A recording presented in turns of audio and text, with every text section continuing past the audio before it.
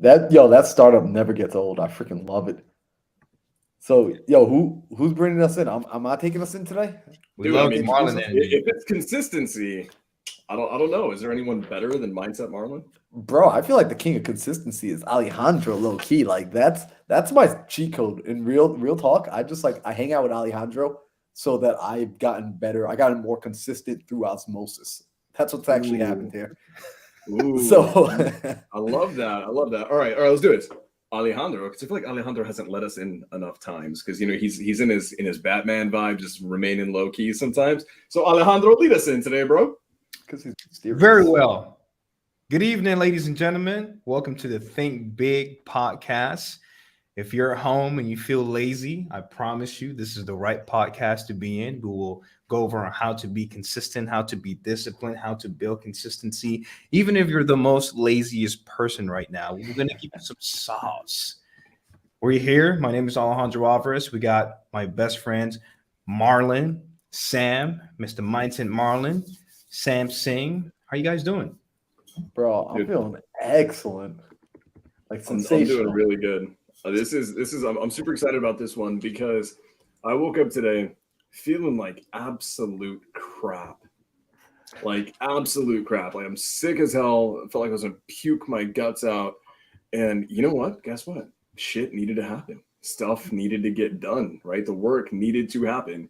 And so today's a really cool one because we're going to talk a lot about, I think mindset consistency, but I also want to talk about consistency in your business and that sometimes can transcend mindset. Sometimes it's systems and processes and leverage. So, dude, I'm super stoked on this one. Consistency is, I think, right now, probably the most important thing that anyone can have in entrepreneurship, especially in the beginning stages.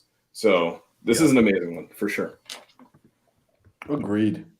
So I gotta follow up with that because it's so spot on. I was just running an Instagram live just now, and we were talking about essentially why most people will never become rich.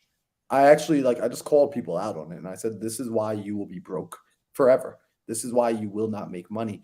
And it's a lack of consistency in the right habits. It's they figured out how to do the right thing once or twice or three times. However, they aren't doing it over and over and over. And if you can start to understand consistency, if you can really start to adopt that into your life, this is a skill that you can leverage to creating a multi six figure per month business.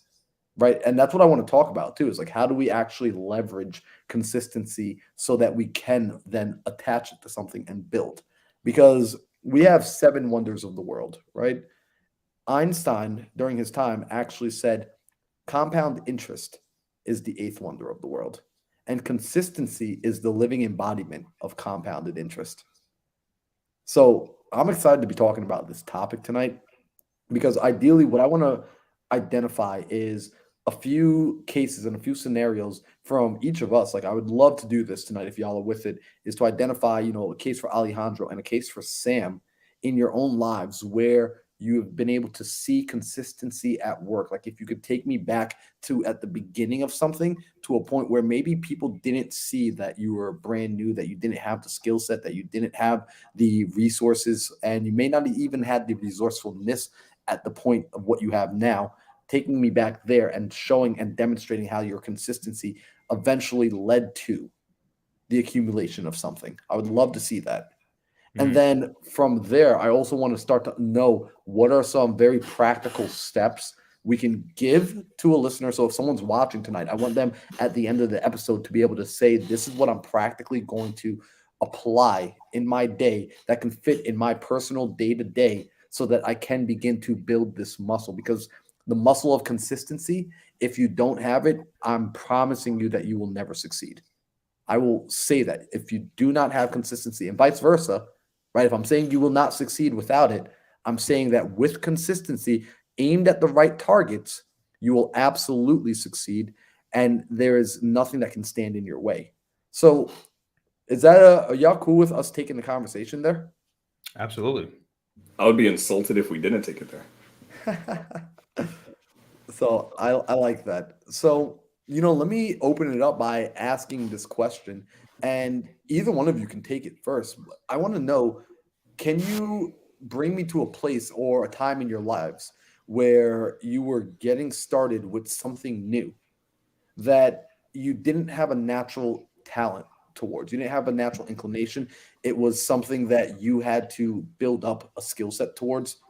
Can you take me to a place where it's like, hey, I sucked, but because I kept showing up, I eventually became better. And maybe if you looked at me in a group of people, I was probably the one that you looked at as least likely to succeed. But because I kept showing up, I did. I won. Do y'all have any of the instances like that? Dude, I do. Alejandro, you cool with me taking this one first? You do. Because I know if I let him speak first, he's just going to steal the show because his stories are too good sometimes. Fact. But no, for me, it was actually in college tennis.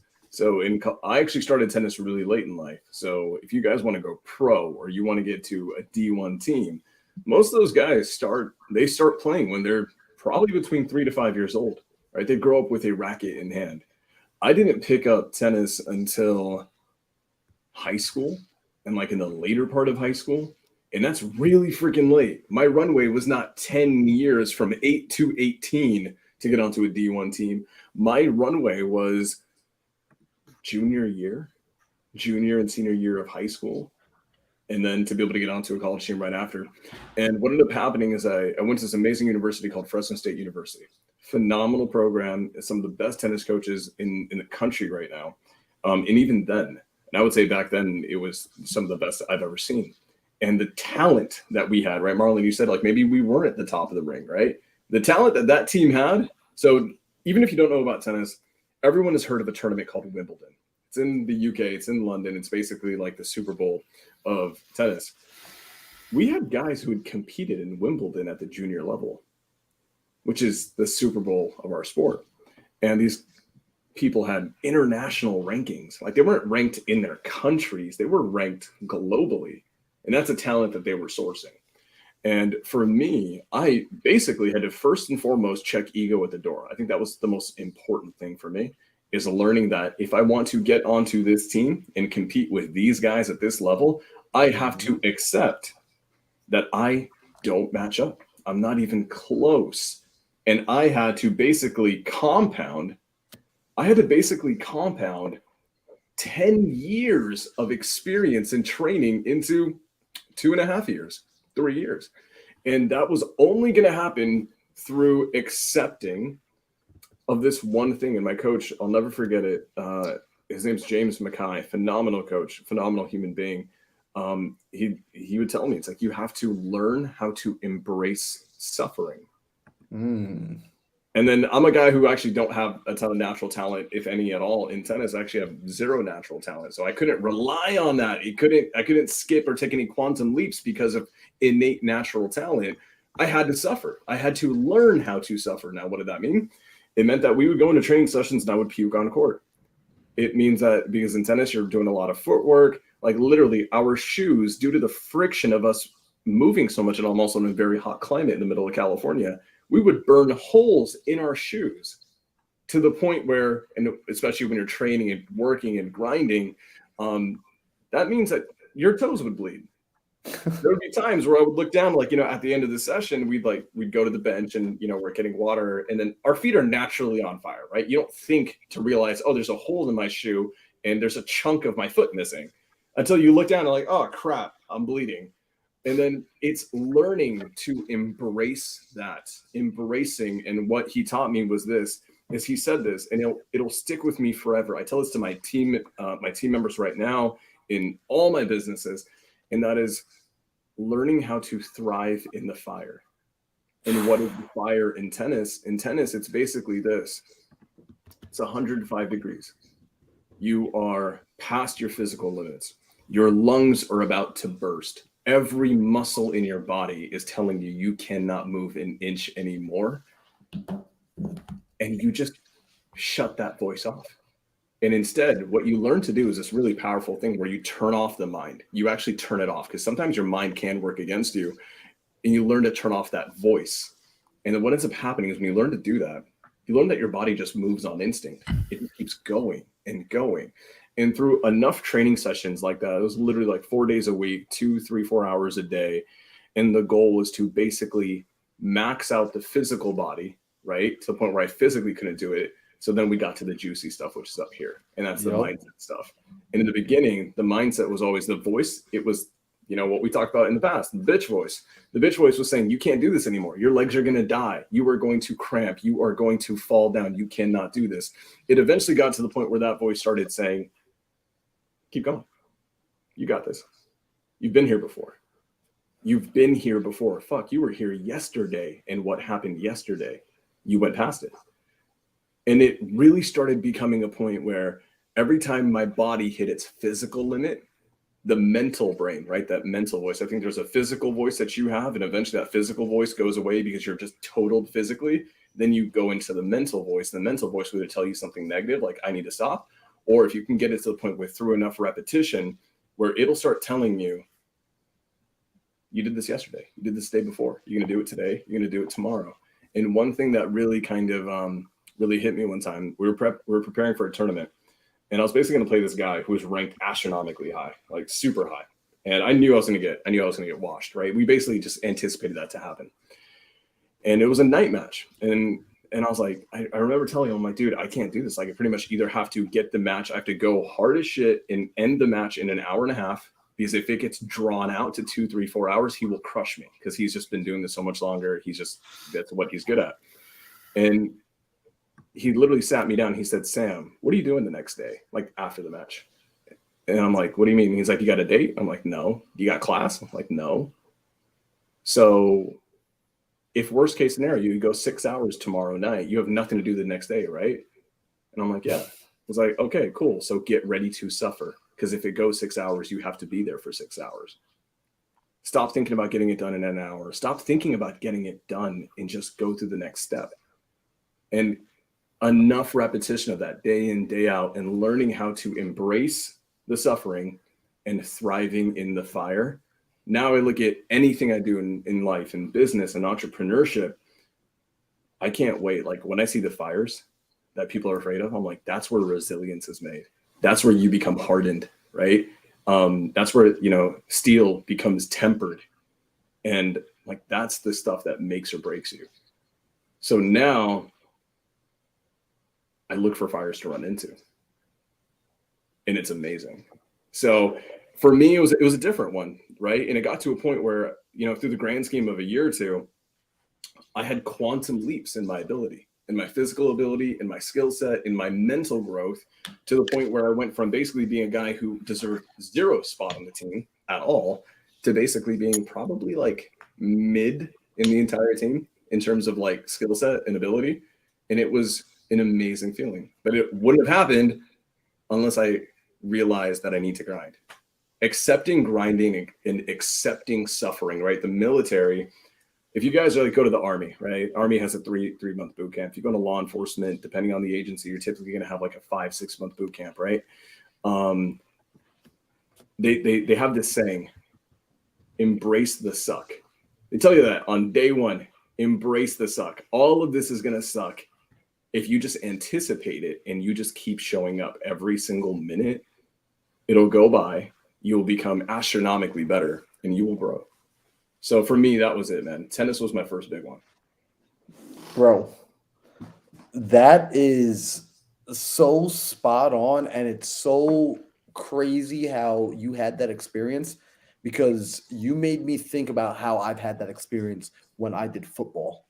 And it's just like what you said, where we destroy the body, right? You literally, and I want everyone to really catch on to this. And the fact that you're presenting it out there, because people think it's going to feel differently, where if they anticipate that this will suck, if they anticipate that they will get to their breaking point and that they will break, but to know that on the opposite side of that breaking, you gain clarity, you gain deeper access to this, right? Because when I look at you, Sam, and when I look at Alejandro, I see men who have conquered their minds, who are consistently conquering their mind every day. And I think people hear that, they know that they should be doing it, and they're trying to figure out, how do I actually make it happen, though? And that's where they're getting lost. Like, they want to do it. They want to be hard. They want to compete, and they want to get to that next level, but then they're not quite sure how to do it. And when they're on their journey, they're running into obstacles. They're running into what feels like the wrong way, and they're backing off because, man, this hurts. This feels like I'm in the fire. This feels like I'm in hell. It can't possibly be this way. This can't possibly be the right direction. And here it is. You're saying, yeah, that's the right direction. And you were guided to that. You didn't even like, you were guided to it. Someone told you, like, Sam, you got to walk through this. You got to walk through the valley of death here. And on the other side, that's where you will find the man that you're meant to be. Ooh. That's crazy, bro. Ooh, Marlon. Alejandro, I 100% want to hear yours, but I need to say this because this is so important. Marlon and I, at the end of last year, he and I took a 3-hour road trip from Miami to Orlando in a car. And we talked about the power of going through a crucible. Okay. What we're talking about is this. In life, you have to go to grow. Okay. You don't, I'm sorry, guys. I truly mean this. Now, I'm a guy who's had very unique life experiences that make me feel this way. And everything I say here is just a reflection on how I view the world. Could be right, could be wrong, but it's what makes me me.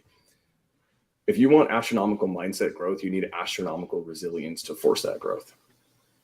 You cannot grow your mindset just by thinking about growing your mindset. You can do it. It's not going to move the needle much. If you want to have growth to the point where you are a new human being, you are a force of freaking nature, that resilience that you meet it with, that you have to overcome, has to be equally big.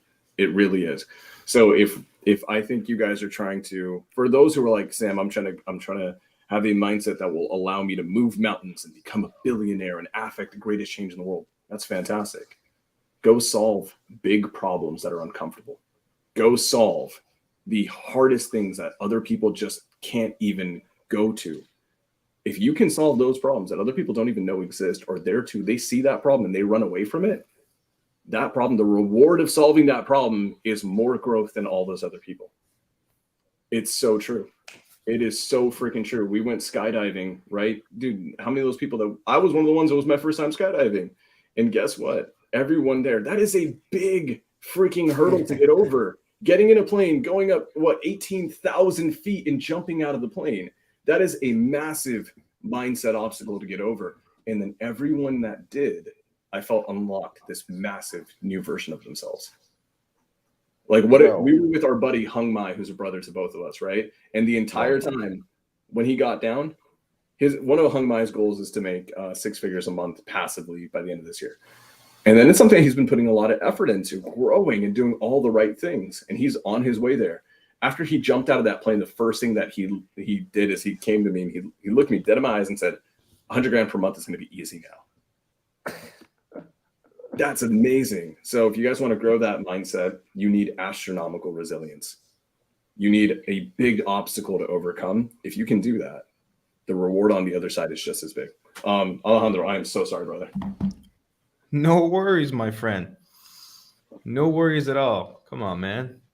This is all about being open and sharing, our own experience, bro. We all have great experience. The challenge for me when it comes to like talking about discipline, there's so many ways I can go about this, because this is legit something that I work on every single day, and I find something new that can help me become disciplined every day. But I'll give some tips, some advice on how to start being more disciplined. And the first one starts with defining the feeling of not being disciplined, and also understanding your consequences if you don't do the shit you're supposed to do. If you don't become disciplined, what happens, right? Because we all know we don't want negative outcomes in our lives. We know we want positive outcomes in our lives. So if you define what happens if you're not disciplined, what happens if you don't make that extra call that day, right? So I visually look at this like a scale, right?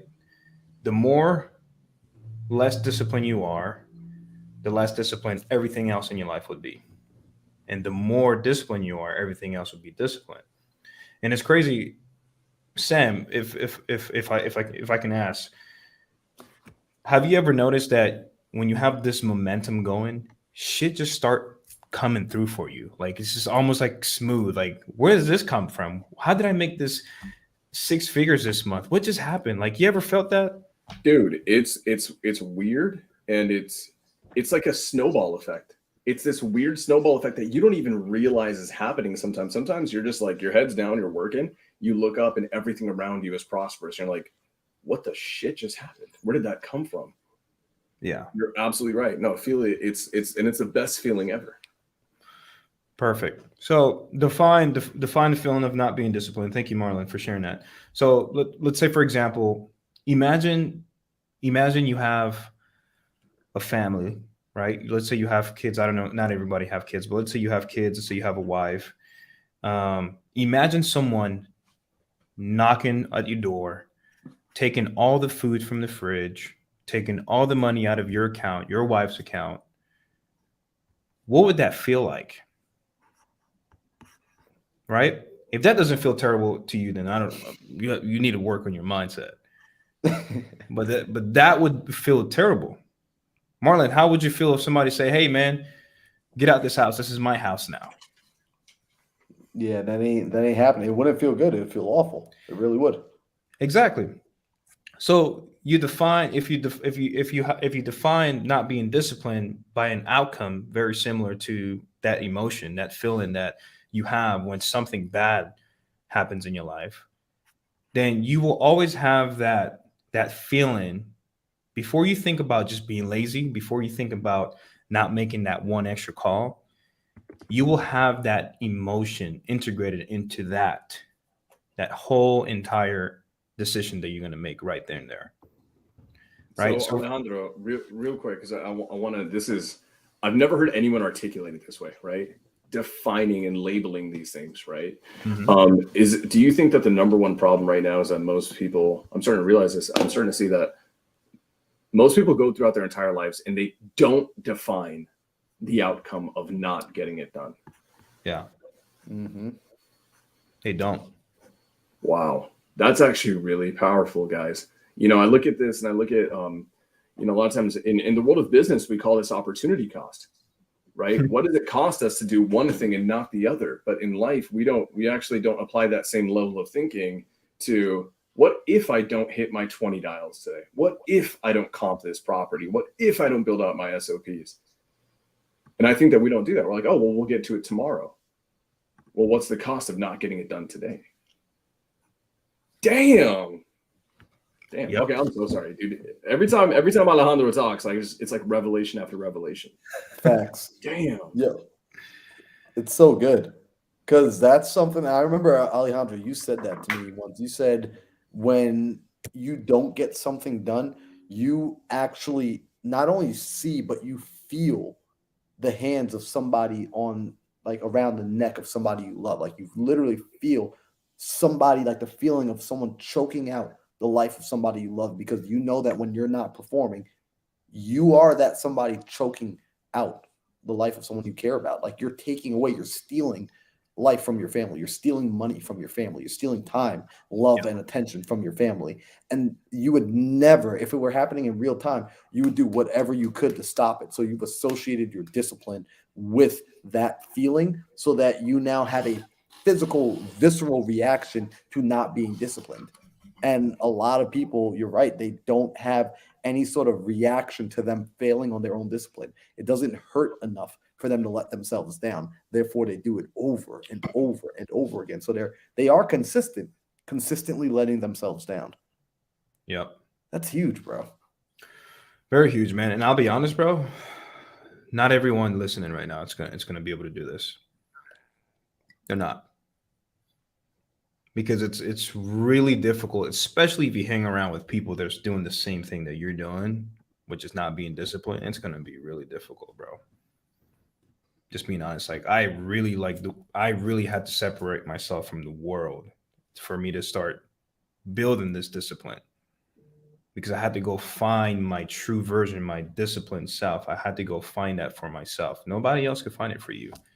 I can't just go to a friend of mine and be like, hey, bro, can you be disciplined for me? It doesn't work like that. You have to go find that on your own, and that's really tough. But what I can tell you is if you really start to analyze and define, what does that mean for you? What does it mean for you to be successful? What does it mean for you to be average? What does that mean to you? And once you define that, you're going to have a lot easier time trying to find that disciplined self of yourself. So, and Marlon, I love to ask you something, bro. Like, I mean, I'm sure we go through this all the time. Like, there's times that you don't want to go run, you don't want to go to the gym. Marlon, what triggers you to go run and do that 10 miles?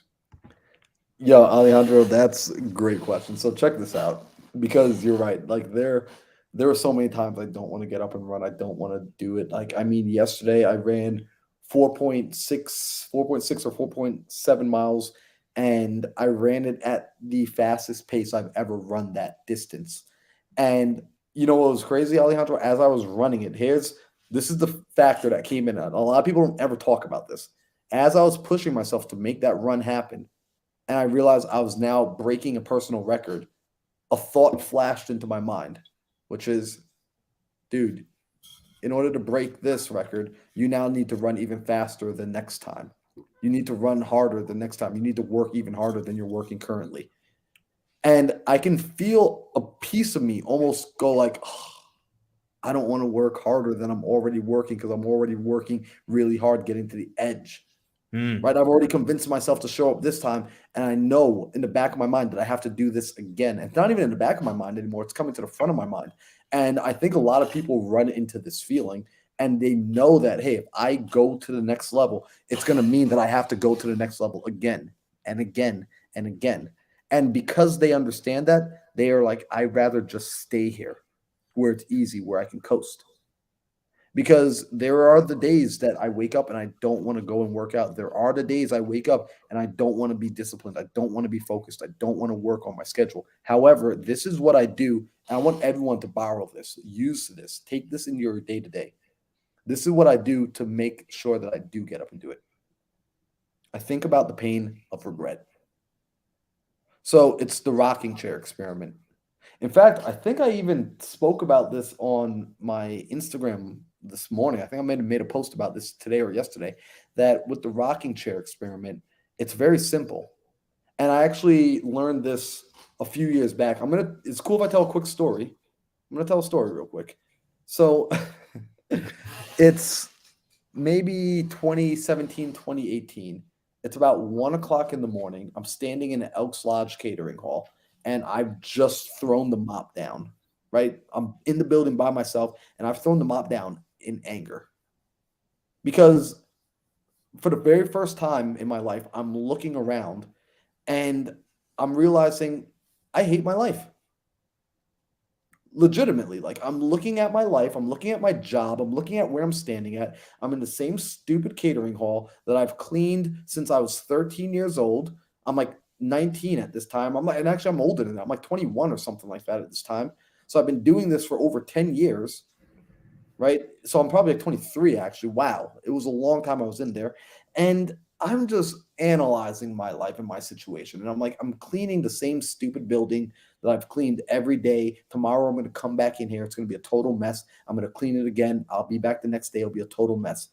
I'm going to school to become a physical therapist, and I just stopped. And I did an experiment that I now call the rocking chair experiment, which was I closed my eyes. Alejandro, I saw myself as a 90-year-old man sitting on the rocking chair on the porch, going back and forth. And at that age, I'm just reflecting on the life I lived. So from projecting myself 90 years into the future, I'm looking backwards on my life. I see it. I finished school. I graduated with a doctorate in physical therapy. I had the career. I was earning between $80,000 to $140,000 a year. I got married. I bought a house in the suburbs. I had the white picket fence. I had the 2 kids and a dog. The dog that yapped a little too much for my liking. The little small dog that just never shuts up, that everyone else thinks is adorable, but you're like, I actually kind of hate this dog, and I wish we had a better dog.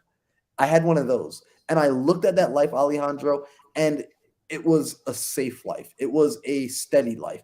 And it was a life that absolutely disgusted me. And I'm not saying that this is a bad life for anybody. If you want this life, and I just described your dream life and I described your ideal life, please go after it. However, for me, that life felt like settling to the highest degree. because my soul is restless. My soul requires adventure and exploration and new friends and new challenges to overcome. Where with this life, I just did not see it. But this life was a life that I can easily ascertain. I can easily go and get this life by just doing the bare minimum without needing to push myself, by simply just going through the motion. So I snap back into that position. I'm still standing in the building at 1 o'clock in the morning by myself. And in that moment, I made a decision that I was going to quit. I made an uncomfortable decision to quit my job. I got Caribbean parents. I'm Jamaican. We don't quit our job. I quit my job. In fact, I quit my job twice because nobody was there the first time because I'm standing in the building by myself. So I had to come back the next morning and quit again. I needed to do that, Jalen. I had to. So what I started to see was the pain of regret. See, the idea of making it to 90 years old and looking back on my life and thinking I wish I would have. Oh, that was killing me. I mean, that was like just stabbing, putting that knife in there and just twisting it and twisting it and twisting it. And I was doing it to myself. So now when it comes time to, like Kobe would say, I don't want to have to look back on my life and look back on my career and think about how I wish I would have done more. So when it comes to waking up early, when it comes to getting out of bed at 4 o'clock, when it comes to doing the work, when it comes to making the calls, when it comes to having the uncomfortable conversations, when it comes to hitting the gym, when it comes to just sitting down and learning the systems and paying for the marketing and doing whatever needs to get done, I'll happily get it done over the discomfort of arriving to the end of my life, thinking back and honestly knowing that I could have given it more. Thank you for sharing that, brother. Thank you for asking. That's such a good question. Wow. One thing that I want to highlight is you were upset. Not and this is me, man. You guys, I'm a little bit more hardline when it comes down to this stuff. I don't think enough people are pissed off with their life. I don't think they're pissed off enough with their life. People are over here making $5,000 a month, gross, getting taxed on it, it's trying to provide for their family at, with $2,000 a month net to them, and they say they're unhappy and they say they want to get financial freedom and do something really freaking special, but they don't move like it. They don't. They move like they're mildly uncomfortable. But you said it. You said you hate your life. I don't think enough people actually freaking hate their life enough. If you hated your life enough, you would move at a pace and a speed that you've never moved like before. I think it's powerful. I think a lot of people, we talk about having positivity and all the things that we do, and I think positivity is important, but sometimes diving into the negative emotion can be harnessed so powerfully. We look at some of the greatest change and some of the greatest movers and shakers in the world, and they're not happy-go-lucky all the time. They're not. They move with such speed and momentum, and it's because they're pissed off that they haven't done enough yet. Dude, more people need to hear that. You know what's interesting? And Sam, I think we're getting echo on your side. What's interesting is people forget that we have to have two things that move us. You move for pleasure, and you also move away from pain. You move towards pleasure, you move away from pain. You can't have one without the other. Not if you want to move at a speed that's going to create something substantial during your lifetime. What do I mean by that? Let's look at movies. Let's look at stories. Notice that Luke Skywalker, he wants to go and he wants to create a better life. He wants to defeat the Empire. Not only does he want to defeat the Empire, that's the pleasure, right? He wants to defeat the Empire and he wants to have the princess and he wants to live happily ever after. He also is running away from the pain of not knowing who he is, not knowing his true self, not understanding his purpose. So there's two things that are motivating him. There's a carrot in front of him and there's a fire behind him. We are the same way. If a gentleman came into the gym and he says, "Look, I want to sign up for a gym membership and I want to drop this weight. Like I'm 240 pounds and I'm just tired of being overweight." I would start to have a conversation with him. I'd say, "Well, what have you tried in the past? Have you ever tried to lose this weight?" "Yeah, I've tried to lose the weight, but I never stick to the diets. I never stick to the workouts. I don't know why I don't ever stick to it." You know what I would say to that gentleman? I'd say, "I know why you don't stick to it. You haven't gained enough weight yet. See, you actually need to go eat more food." And you might be looking at me like, "Wait, Marlon, are you telling an overweight person who's asking you to lose weight that would you tell them to really go and eat more food?" Yes. Because the fact that you've tried and failed and tried and failed and tried and failed means you're not all that uncomfortable with how much you weigh right now. You're slightly overweight in your own personal perspective of yourself. In your own situation, you haven't hit rock bottom. You need to go experience rock bottom. You need to go get to the place where you're like, "I'm a total screw up. I'm a useless human being." You need to go feel that pain. You don't need to stay there and wallow there, but you do need to go touch that fire. Because after you touch that fire, you're not going to want to stay there anymore. You will not want to remain the same. And you will begin to stick to your commitments. I truly believe this of people.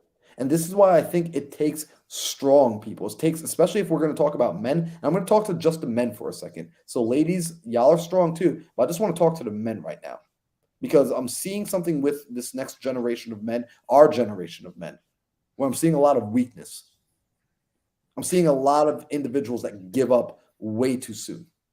I'm seeing men who go out and they talk the talk, but they are unwilling to walk the walk and stay there and back up their words with action, legitimate action.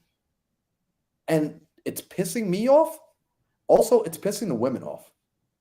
Because I work with a lot of the women and they are just absolutely fed up with this garbage. So when you're looking at these women and you're saying, "Yeah, she's too masculine," well, someone has to be a man around here. Someone's got to stick to their words. Someone's got to be willing to go and push through and provide.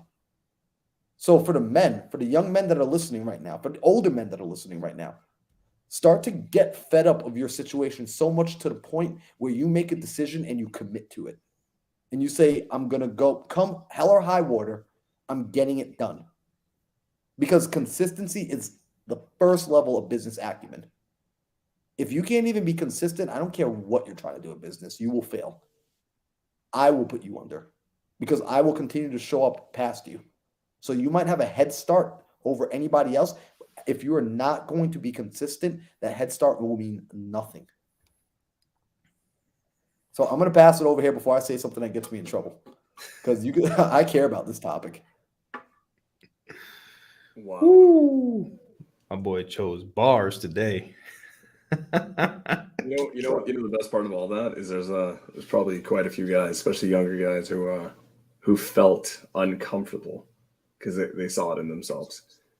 And I think we've all been there. I think all of us, no matter where we're at, and the journey's never ending.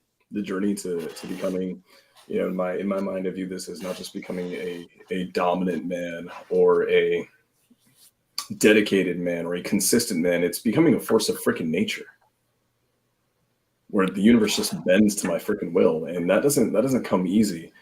And we're still, Marlon, you're still working on it. I'm still working on it. Alejandro's still working on it. It's never ending. But the thing about it is, I want to, because you had to mention the men and the women. I have to say this. A lot of guys are like, "Hey, Sam," and I'm sure you get this. You got this question. "Hey, how do I get my wife to be on board with me? I told her I want to quit my job and then go into real estate and become an entrepreneur, and then she's not for it. She's like, no, don't leave your job. It's too risky." You know what that means? It means that she doesn't believe in you. Sorry, it's true. If your wife isn't full-fledged, like, "Yeah, go ahead, leave your job, go do it, because I know you're gonna fucking crush it," that means she believes in you. Now, if your wife's not on board, you have not done enough to show her that you are a man of your word. It means that the last time you said that you were going to do something, you didn't do it. Not convincingly enough. So now when you have this new idea of, "Hey, babe, I'm going to go leave my job and my security and my stability as a provider to go do this new thing because I say it's going to make us financially free. Well, what about the cabinet that you said that you were going to fix? What about getting back to working out and getting back into shape that you've been saying every single year around New Year's? You haven't kept a single freaking promise to all the lifestyle changes that you made to yourself. Now you expect me as your partner, the wife, to be able to say, yeah, go ahead and leave your job and put us into a financially risky situation and just trust your word. So Marlon, you're right, dude. As men have to do better at just keeping their damn word. You know, that's a lesson, and I'll be the first to admit it right here, right now, live for everyone to hear this. I screwed up in my last relationship doing exactly what Sam just said, which was I spoke and I didn't give life to all of my words through my action. And in my last relationship, I had to be told exactly what Sam just explained. And it hurt. It stung. Words I wish no man ever has to hear. Which was I had my woman look me in the face and say, I don't want to have to teach you how to be a man. That hurt. And I'm grateful I heard those words. Because now I can share them with you. It could be man to man, because trust me, you never want to hear your woman say that to you. And why did it happen? Because I let my mouth do more work than my back, than my hands. I spoke about things that I did not bring to life. So now I'm careful with my words. And now I've made my words more and more powerful. I'm aware that when I tell someone this is going to happen, it happens.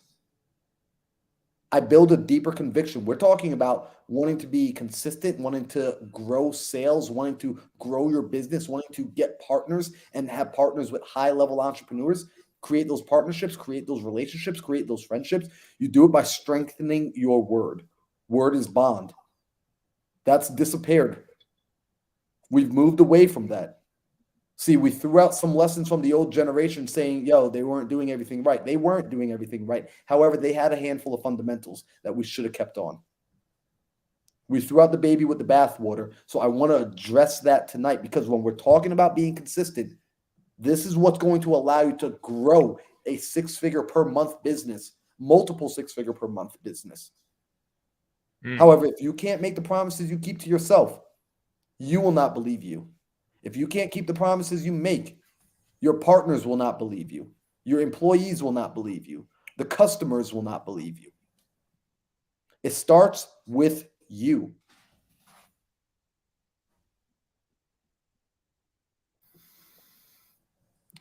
We gotta let that one sit.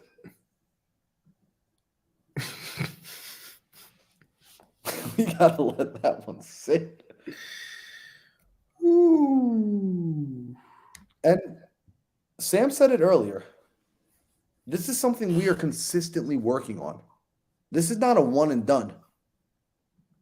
Alejandro, I wasn't joking when I said at the beginning of this call, my cheat code to gaining more consistency in my life is my connection and my relationship with Alejandro. Because I watch how this man shows up every single day, whether anyone else does or not. He shows up.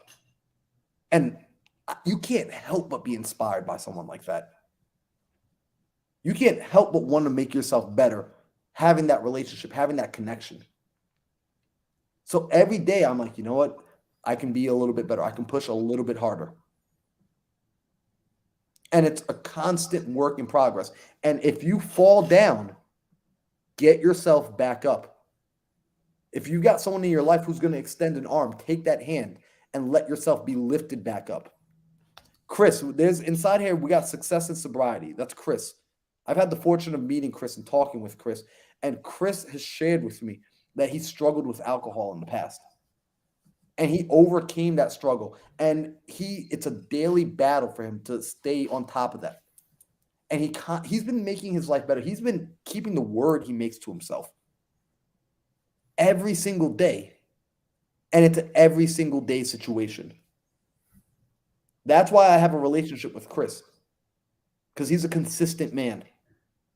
He's someone that's going to do extremely well in business because he's gotten to rock bottom and he said, screw this. He hit rock bottom and he said, I'm going in one direction now, and that's up.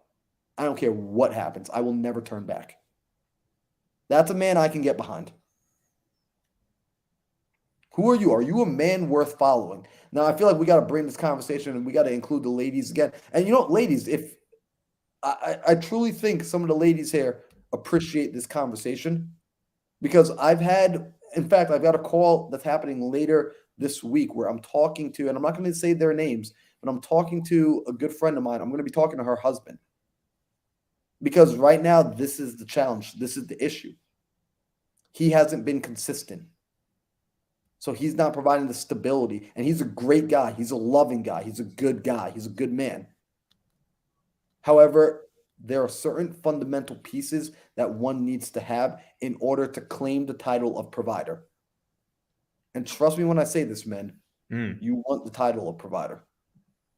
And if you don't, you're hanging out on the wrong podcast. I'm going to be honest. Like this isn't for everybody. This conversation, this talk isn't for everybody tonight. So if this doesn't resonate with you, you're probably in the wrong place, and that's okay. But this is how I feel. And there's no apologies about this one. This is how I truly feel. If you rock with this, you're in the right place. In fact, if you rock with this, and it's your first time on this channel, go ahead and do me a favor. We're going to take care of some housekeeping right now. Be sure to hit the like button. Be sure to hit the subscribe button. And be sure to hit the notification button. Because these are the sort of conversations, when we say think big, these are the sort of conversations we're having. This is the sort of ethos we're building as men, as a brotherhood, right? Just as individuals. And women, I'm just talking to the men tonight, so I excused myself 10 minutes ago. So if you came in late, please don't think I'm excluding the women, but I just wanted to direct this conversation specifically to the fellas tonight. That this is what we're building right now. This is the sort of championing of men that we're building here. So be a part of this. Be a part of this conversation. Be a part of this channel. And if you're only following my channel, I need you to go to my brother Sam Singh. I need you to go to my brother Alejandro and be on their channels as well. Because they are equally sharing value above and beyond what I do. And that's why these are men I keep in my life. These are men I keep in my circle. So I'm going to pass the mic back over to Sam here, because this is the topic that I rock with heavy. I want to say this, something that you mentioned earlier. This isn't the podcast for them if they don't resonate with this. If you don't resonate with this, entrepreneurship may not be for you. Period. Why? Because we're trying to pave new grounds. This is uncharted territory for a lot of what we do in entrepreneurship. We want to create generational wealth. Well, that means breaking generational curses. That means compounding quantum leaps in a lifetime that generations before you couldn't do, across generations. And there's a lot of guys, man, I think as men, we love talking about building empires. It's our thing. It makes us feel good. It's our divine freaking purpose in life is to have dominion over things and to create dominion. I'm sorry.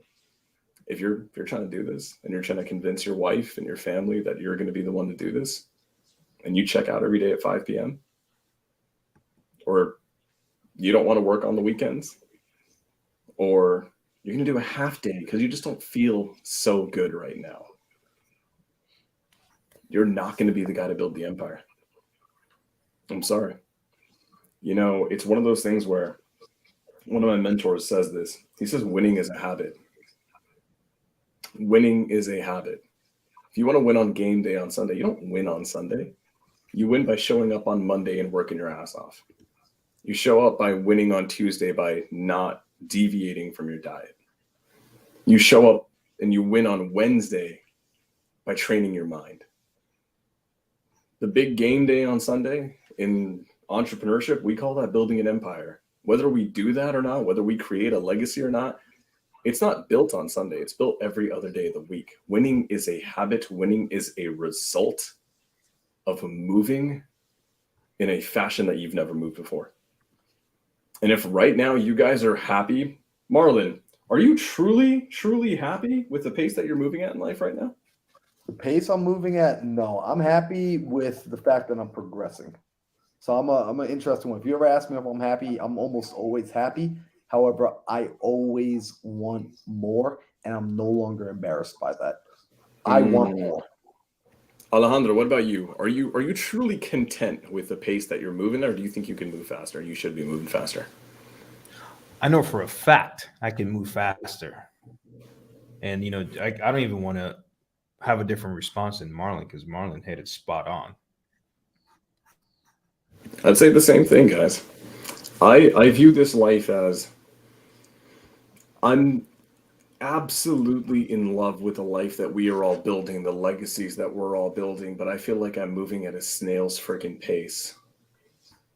And I feel like day in and day out that I should be moving so much further, so much faster than I am. Don't get me wrong, I'm happy with what we're building. I'm very happy about it. But I'm not happy with my own pace. Honestly, I feel like every single one of us is moving so damn slow. And the things that we promise ourselves, the legacies, the empires, the generational wealth, all of these things that we keep promising to ourselves, are we moving at a pace that matches it? We want to change the freaking world. You don't change the world Monday through Friday. I tell this to my people in Team Arch. Millionaires are made on Saturdays. Billionaires are made on Sundays. Yep. Because everyone takes those days off. Everybody takes those days off. So this is what I'm gonna say to the guys. Ladies, I love you all. I do. But I'm gonna speak to the guys here. And ladies, I want you to hold your men to this. Truly, because as men, we tend to have this really annoying habit of talking a big freaking game. We really do. We really do. And ladies, I want you guys to hold your men to this. And if they don't hold to it, you throw it in their face, because as men, that's what we need. Men need to be called on our bullshit. We do. It is one of the most powerful things. Marlon, when you had that happen in your previous relationship, you probably thought you were doing okay. That was the mistake. That was the problem. I really did. I thought I was like, yeah, man, I'm doing right. I'm treating her good. I'm treating her well. It's good times. But the truth was, I was not producing at a high enough level. And that is frustrating when you're talking about producing at a higher level. See, I introduced the problem because I would talk about the things that were not being done. If I'd kept my mouth shut, they wouldn't have had that issue. However, I wouldn't have learned the lesson. So see, right there, right then and there, you were treating her right.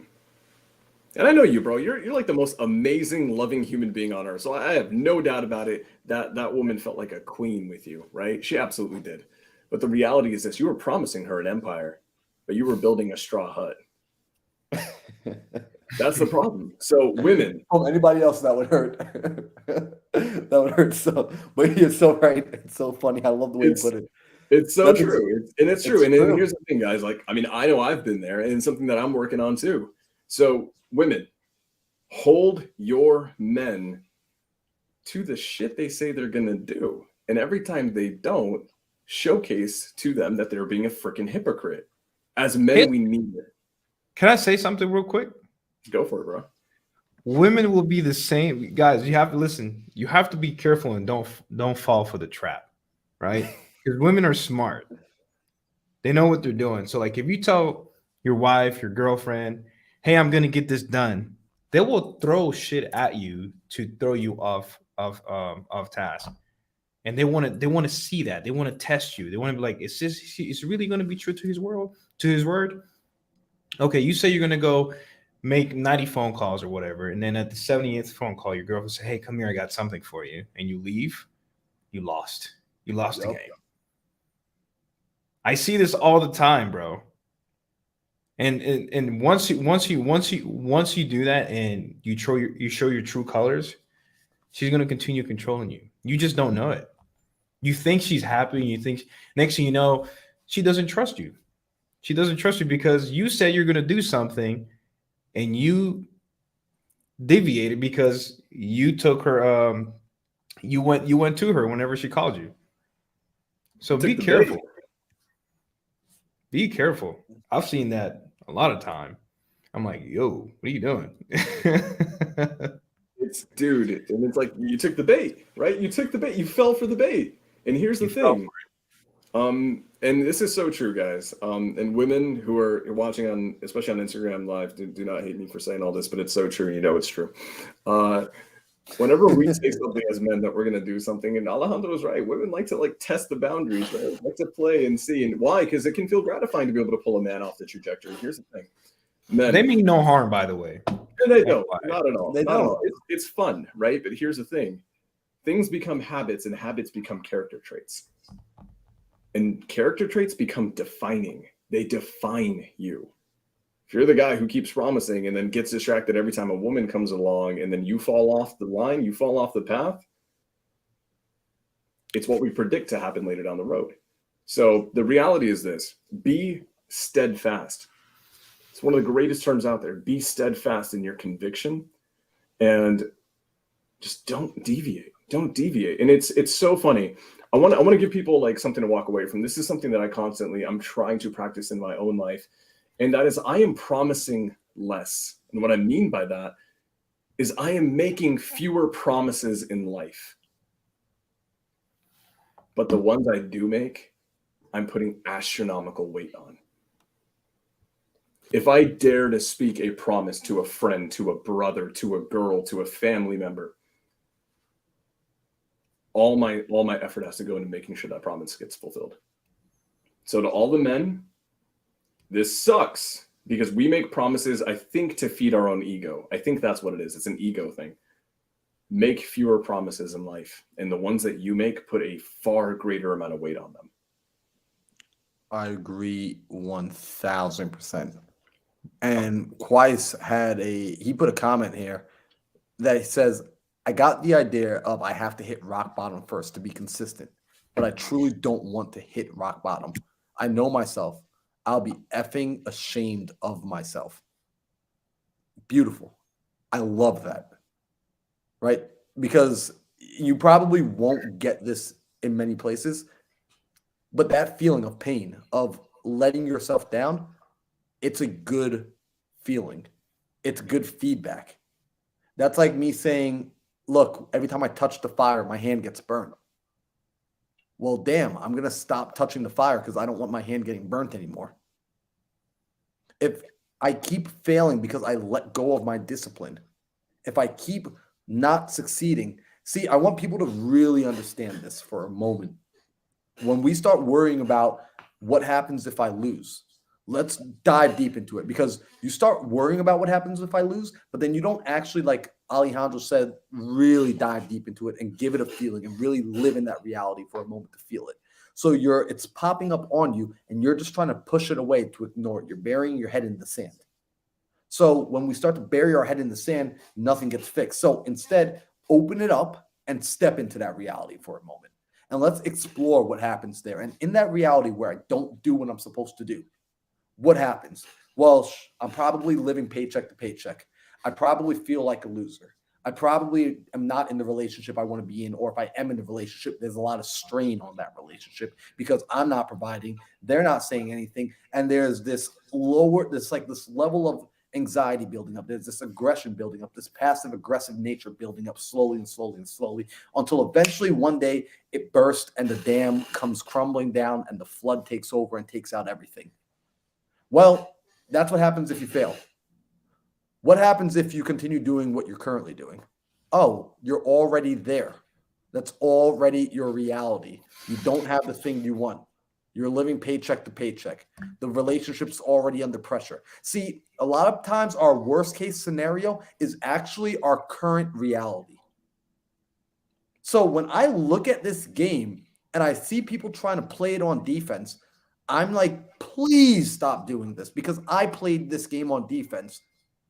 I tried playing this game on defense for the longest time. It's a scarcity mindset. That is not how you go out and provide. That is not how you go out and win. You have to be willing to take risk. You have to be willing to stake your life against the thing that you desire. Because let's talk about this real quick for a second. Because you're like, Marlon, I got to stake my life for it. Yes, I almost said F yes. Hell yes.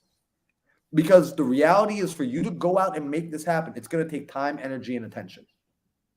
What is your life made up of? Time, energy, and attention. You need to trade your life. Now, you're not trading it in one big lump sum, right? This isn't going to be one heroic leap off the cliff. You're trading it in pieces and pieces and pieces at a time. Now, if you're unwilling to trade it willingly and consciously, it's being siphoned away from you, except now you're not getting anything for it. So either way, your life is being traded. You might as well get what you demand for it. You set the price.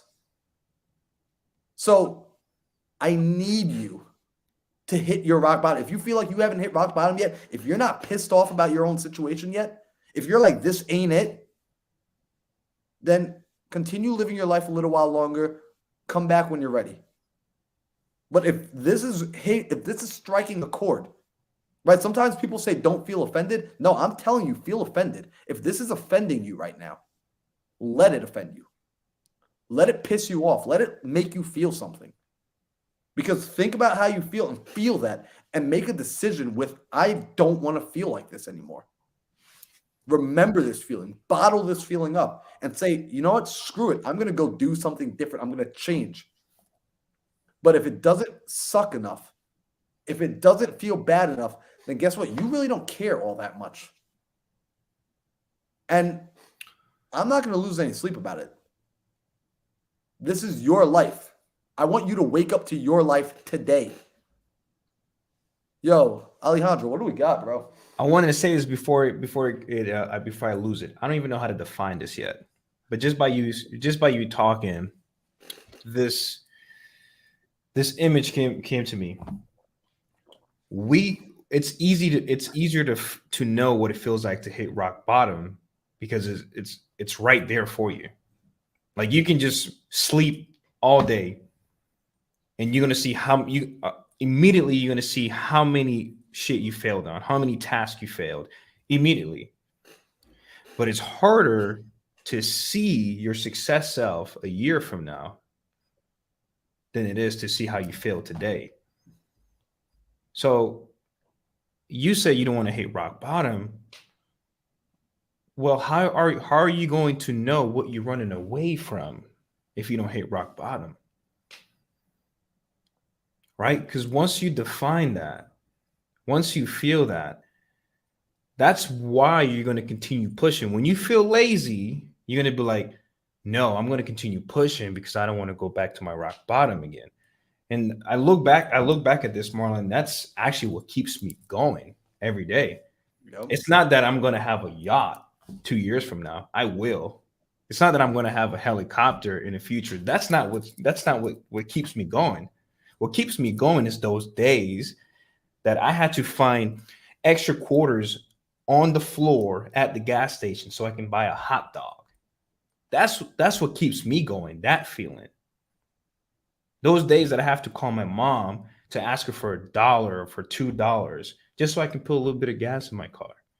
That's what keeps me going. Whenever my family are in pain financially and I'm not there, I can't help. I'm not man enough to go help them. I don't have the financial stability to help them. That's what keeps me going. Those are my rock bottoms. I love my rock bottoms. So, and I can keep going with that, but I'll stop it right there. You know what? And we're running a little late. I know that we might have to wrap this up and bring it back for part 2. Because Kai said the thing is, my life is good. I have my own wholesale business. I have a great relationship with my wife and my family, and I need to go to the next step in my business and make 6 figures. And Sam's about to throw. I'll let Sam answer this, but if you don't say what I want to say, I'm coming back in. All right. You fooled yourself. Let me ask you this, right? And I can't speak to you right now, but if I did, this is literally what I would ask you, because I've done this before in a masterclass before. Do you love your family? Do you love your wife? Do you have kids, and do you love them? The answer is always yes. Would you move mountains for them? Would you die for them? Would you kill for them? The answer is always yes.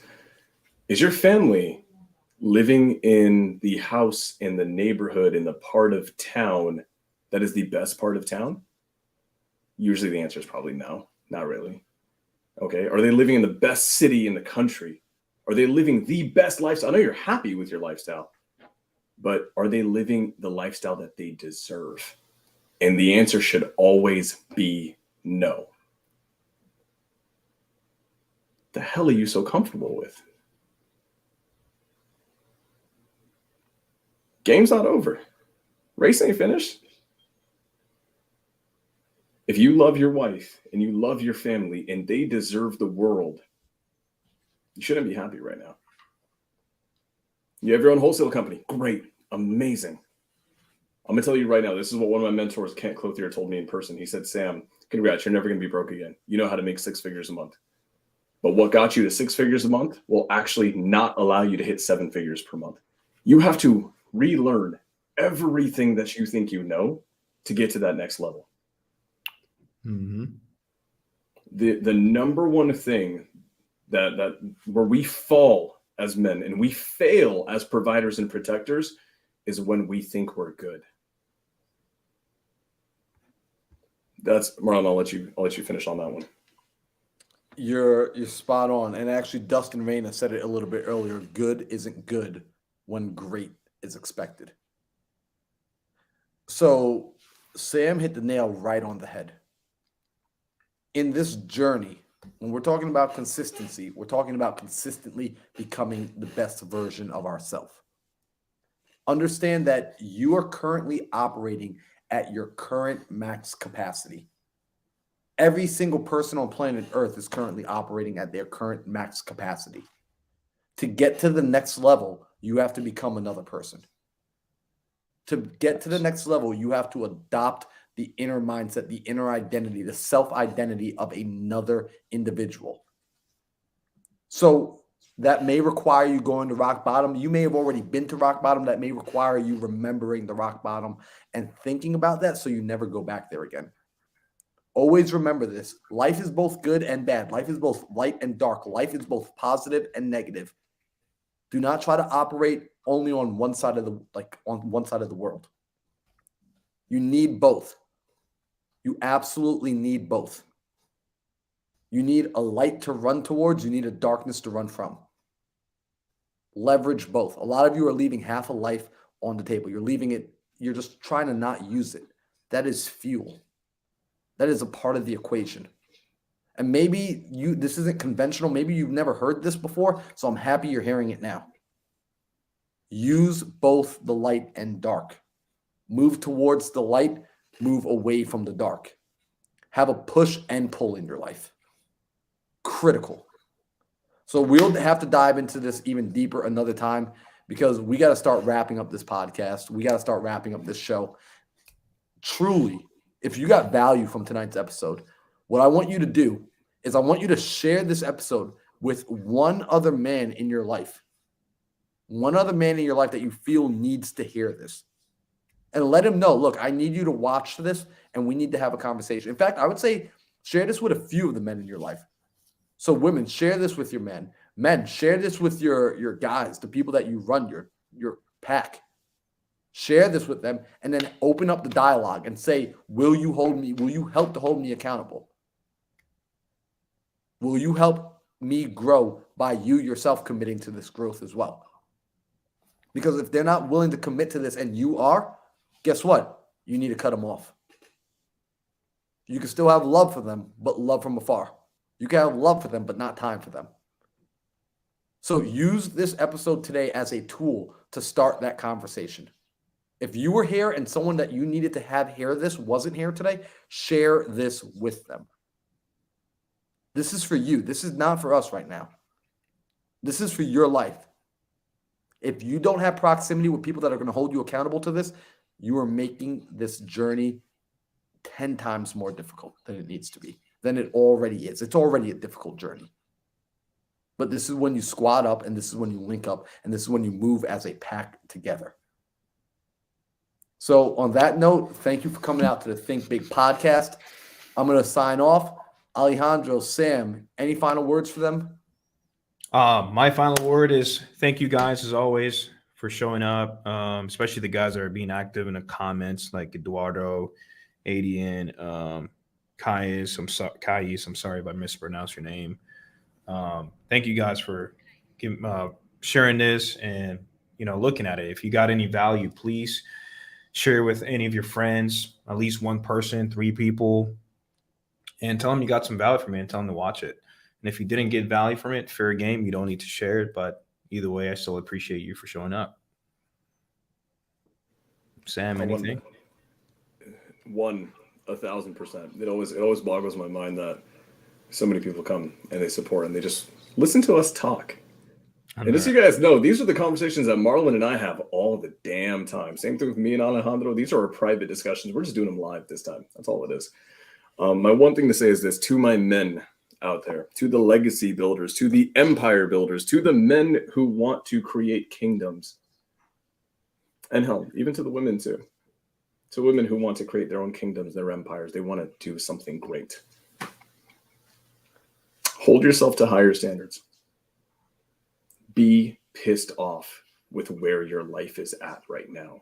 Be pissed off with the pace that you're moving at. Because if you want to affect great change in this world, you're not going to do it Monday through Friday. I'm sorry. And then this is the most important thing. One of the most important things I've ever been taught in my life. Learn how to thrive in the fire. That's it, guys. We'll see you back here next week, next Tuesday, 5 p.m. Arizona for the Think Big podcast. We're signing out.